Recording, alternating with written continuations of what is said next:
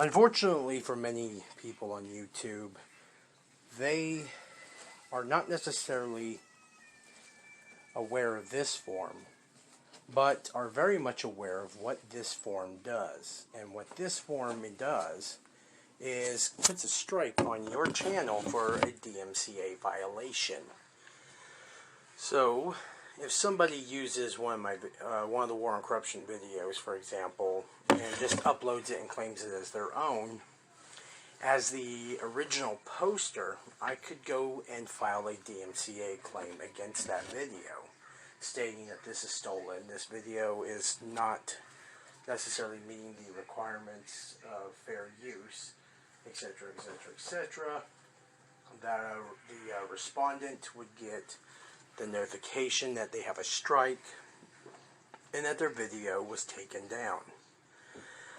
But does that necessarily mean that they are helpless and that there's nothing they can do?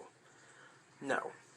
There is actually a rebuttal process that most YouTubers may not even be aware of. And from what I'm seeing, it seems like a lot of YouTubers are not aware of this rebuttal process. They just say, well, my channel's got 1 strike, 2 strikes, whatever, and then leave it at that. So, the first thing about this video is to inform you, if you have a DMCA strike against your channel, you can rebuttal that. There is a process for doing that. If memory serves me correctly, the way you would do it is you would actually, when you are given the notification, it would give you a link to look at the actual claim, and then it's done from there. And YouTube will explain to you how to do it. So, can you use a YouTube video? Well, it says here, as you see, it says you can't use any of their video. They have the copyright. Now, keep in mind, there are exceptions to that. The exceptions are actually kind of listed here. And those are the ways that you can actually use it. You know, it's like, for example, if I were to do a mockery of Fox News, using something they actually said and maybe doctoring it up, doing a voiceover of it, they can't file a DMCA claim because it falls under the parody section. Furthermore, you can do it for teaching and educational, news reporting, and that's the big thing to remember, is if you're doing it for news reporting, you can't file a DMCA claim on it, because in a lot of ways, on this here, news reporting and commentary criticism, they are pretty much the same thing. Whenever you are doing any kind of commentary, you're essentially reporting something.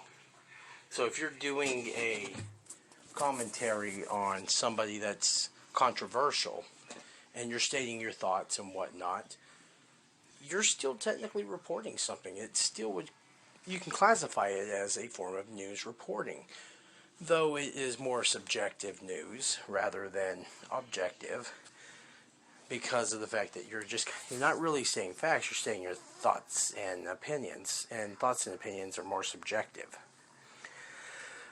But even so, if you were to do the same thing, report on somebody's video, and you're stating facts revolving around a controversy of that individual, that's subjective. And therefore, if they file a DMCA claim, you can rebuttal that. And this here is a very important page for everybody who has a DMCA on them.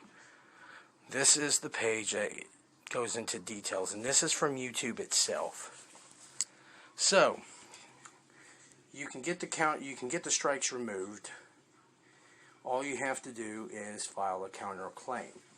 Now, once you file a counterclaim, the individual that filed the initial claim is going to have to go to the court and proceed with it further. If they fail to do so, your video goes right back up, the strike is removed. That easy. Most of the time, it gets dropped, and that is pretty much the end of it. So if you have 2 strikes, you want to get that removed. That is all.